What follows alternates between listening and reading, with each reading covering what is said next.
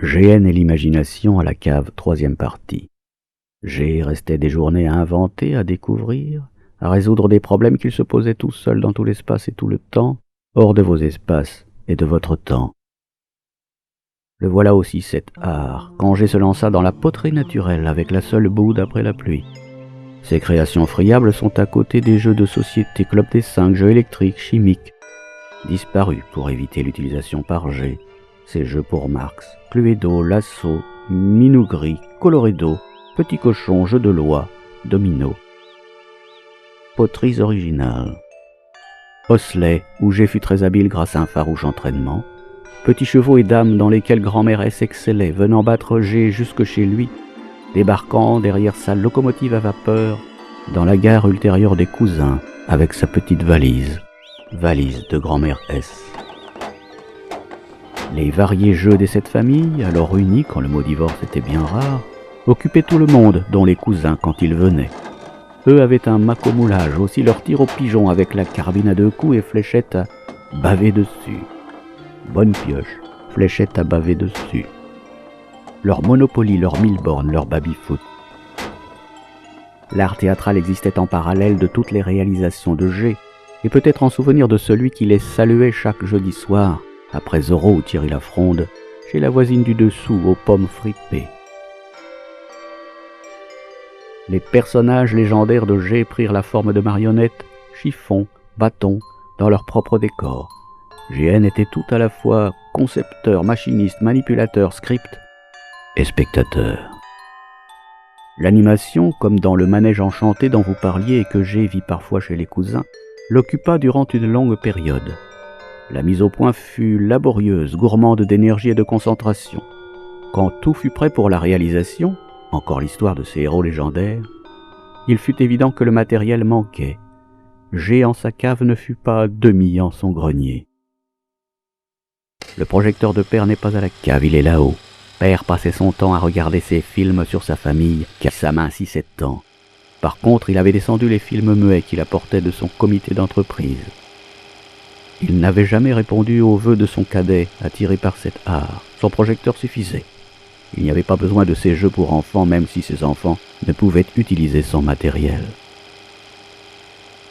Père, ayant décidé que ses enfants feraient de la musique, G dut opter, après quelques années de solfège, pour la clarinette qu'il ne connaissait même pas de nom. La fierté paternelle affichée était que son cadet avait su lire les notes avant les lettres, sur des portées où les dièses faisaient rire leur tête, tandis que les bémols faisaient couler leurs larmes. Sœur M choisit la flûte, car mère avait touché le piano de la mère de Marguerite Monod en son île, mais un piano prenait trop de place en appartement, selon père. Frère E choisit le trombone à coulisses, jouant dans la fanfare de votre ville. G se refusa à votre regard et à vos oreilles de cette façon insuffisamment autonome. Père n'eut donc que ce qu'il méritait quand G multiplia les expériences musicales et les demandes, récupérant les flûtes et harmonicas de père, la guitare de Marx et les baguettes de tambour. Encore une fois dans ce domaine, il était prêt pour vos louanges.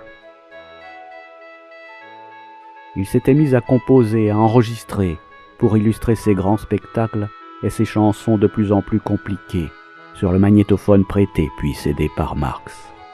Cassettes de sons et bruits, de chansons des autres, d'illustrations de ses spectacles, d'interprétations de ses partitions. Près de 7 dizaines de cassettes, X15 numéro 1 à 12, mixage final numéro 1 à 4, mise au point numéro I1 à I6, recherche numéro IBIS 1 à IBIS 17, son numéro 1 à 12, album, histoire 1 à 3, impromptu 1 à 3.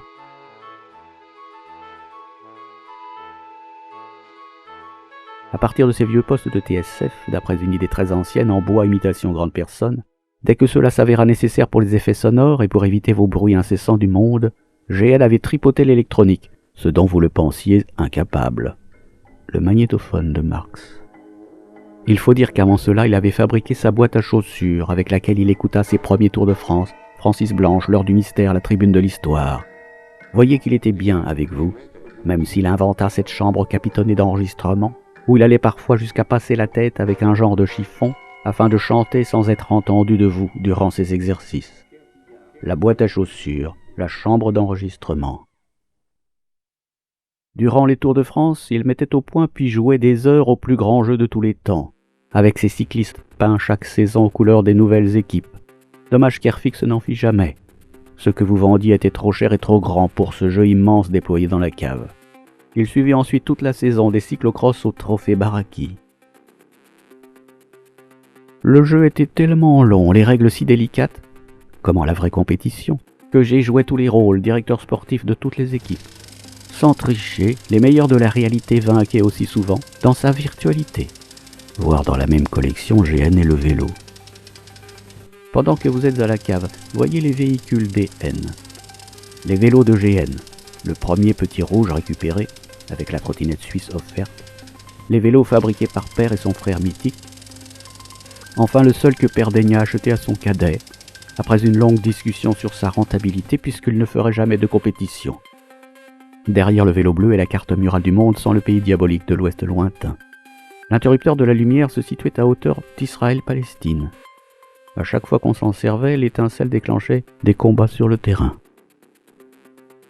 La bicyclette de certificat d'études de mer, ici avec la canne de grand-père S, et la chaise de bébé que G avait repeinte pour ses neveux ou nièces à venir. La motocyclette de Sœur M, grâce à laquelle GN se cassa les dents devant en tombant comme un sprinter, voyant la route arriver sur sa figure après une algarade avec le frein à vélo cycliste et le sac de classe motorisé. Frère E ayant tout acquis et tout revendu à son club, ses montures ne sont plus à la cave où Sœur M fouille. Ah, ici les valises spéciales, celles des pièces de vélo. Père ne laissait rien jeter, avec l'équipement de Marx et celle de l'électronique pour le petit inventeur presque muet. La planche à dessin sur laquelle Père dessinait les maisons des autres, comme grand-père S avait construit les maisons des autres. Il est des cordonniers qui n'ont pas de quoi s'acheter les chaussures qu'ils fabriquent, ou alors ils n'osent pas, par respect des classes sociales, même s'ils dénoncent leurs existences. Car Père était fier de ses vacances qu'il offrait à sa famille, toujours en recherche de ses sensations des premiers congés payés, où il n'était pas parti, de cette victoire populaire sur le travail à outrance, au service de ce grand patronat inepte. Ici le reste d'une des inventions, ce char à voile, à la si fragile mise au point, sans voile et sans plateforme, et dans son état optimal passé, sans vent, un jour de pluie évidemment. Des autres inventions, vous auriez pu trouver les ébauches sur le papier, le plus fragile et le moins détruit, mais votre manque d'empressement vous les a fait rater. Car Sœur M vient de son Canada tout nettoyer par le vide afin de vendre, et rien ne restera. Ici, imagine un GN qui aurait pu tout être, et ainsi ne fut rien. La cave. Fin. Fin des commentaires.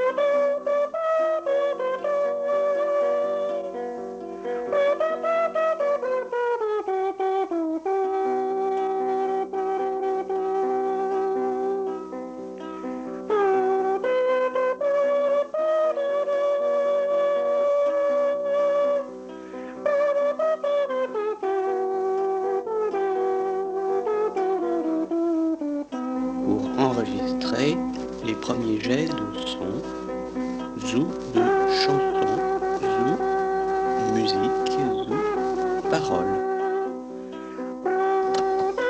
Maintenant nous allons essayer de constater quelle note passe très mal dans cette cassette. Alors nous allons donc monter chaque corde jusqu'au bout et puis la gamme.